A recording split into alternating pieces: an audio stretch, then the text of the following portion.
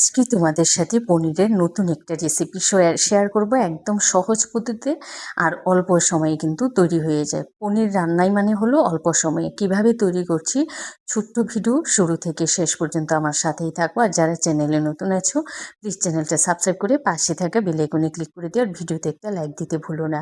আজকের এই পনির রেসিপিটায় কিন্তু কোনো রকম পোস্ত সর্ষে কিছুই লাগবে না। তো প্রথমে আমি পনিরগুলো ভেজে নেব। এখানে সর্ষের তেল গরম করে দিয়েছি নুন। নুন দেওয়ার পরে তারপরে দিয়ে দিয়েছি পনিরগুলোকে না আমি একটু বড় বড় করে কেটে নিয়েছি। তো পনিরগুলো এখানে ভাজা হচ্ছে। তো পনিরগুলো ভাজতে ভাজতে দেখো এখানে আমি একটা মশলা পেস্ট করে নেব। নিয়েছি সাদা তিল, কাজু বাদাম আর কাঁচা লঙ্কা। এই সমস্ত কিছু কিন্তু আমি একসাথে পেস্ট করে নেব। তোমরা এভাবে একবার খেয়ে দেখো, দুর্দান্ত হয় এই রেসিপিটা খেতে, একদম অন্য পদ্ধতিতে। তো দেখো পনিরগুলো কিন্তু ভাজা হয়ে গেছে। পনিরগুলো কিন্তু আমি বেশিক্ষণ ভাজিনি।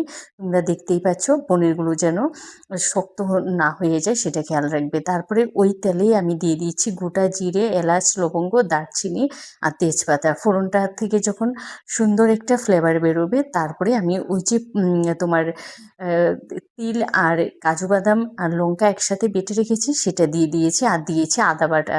তো আদাটা আমার কাছে বাটা ছিল বলে আর আমি ওর সাথে দেইনি।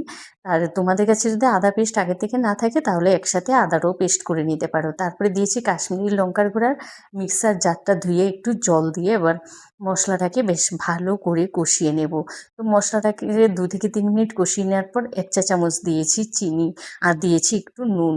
কারণ নুনটা কিন্তু আমি আগে দেইনি। তো নুনটা তোমরা তোমাদের পছন্দ মতো দেবে, আর ঝালটাও কিন্তু তোমরা পছন্দ মতো দেবে। আর এই রান্নাটা না একটু মিষ্টি মিষ্টি হলে খেতে ভালো লাগে। আর এখানে যেহেতু কাজু বাদামও দিয়েছি তো আমি এখানে চিনিটা চায়ের চামচে 1 চামচ দিয়েছি। তো মশলা কষাতে কষাতে দেখো মশলা থেকে কিন্তু তেল ছেড়ে এসেছে।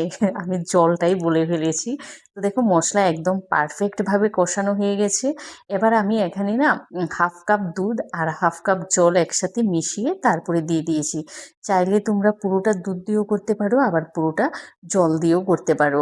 এখানে আমি পুরোটা দুধ দিয়ে করলাম না, হাফ হাফ করে দিয়েছি। আর এটা না একটু গ্রেভি গ্রেভি হবে।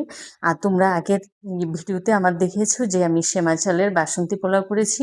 ওই নিরামিষ সোমবার তো নিরামিষ ছিল, ওই সোমবারে এই রেসিপিটা আমি আলুর দম, পনির আর ওই তোমার সেমা চালের বাসন্তী পোলাওটা করেছি। তারপরে যখন রান্নাটা পুরোপুরি হয়ে গেছে ঘি গরম মশলা দিয়ে ভালো করে নেড়ে চেড়ে ঢেকে রেখে দেবো আবারও 2 থেকে 3 মিনিটের জন্য। গ্যাসটা কিন্তু অফ করে দিয়েছি। তো রান্নাটা দেখো পুরোপুরি একদম হয়ে গেছে। আর এটা না ঠান্ডা যত হবে ততই কিন্তু গ্রেভিটা একদম বসে যাবে। তাই গ্রেভিটা কিন্তু তোমরা তোমাদের পছন্দ মতো রাখতে পারো। আমি যেহেতু পোলাওয়ের সাথে খাবো সেই জন্য খুব একটা বেশি গ্রেভি রাখিনি। এটা কিন্তু ভাতের সাথে খুব একটা ভালো লাগবে না। তোমরা রুটি, পরোটা, ফ্রাইড রাইস এসবের সাথেই কিন্তু খাবে, তাহলে বেশি ভালো লাগবে। তাহলে চটজলদি যে কোনো নিরামিষের দিনে এই রেসিপিটা কিন্তু তোমরা তৈরি করে নিতে পারো। ভিডিওটা ভালো লাগলে লাইক, কমেন্ট, শেয়ার করতে ভুলো না। যারা চ্যানেলে নতুন আছো প্লিজ চ্যানেলটা সাবস্ক্রাইব করে পাশে থেকো। ভালো থেকো, সুস্থ থেকো। টাটা।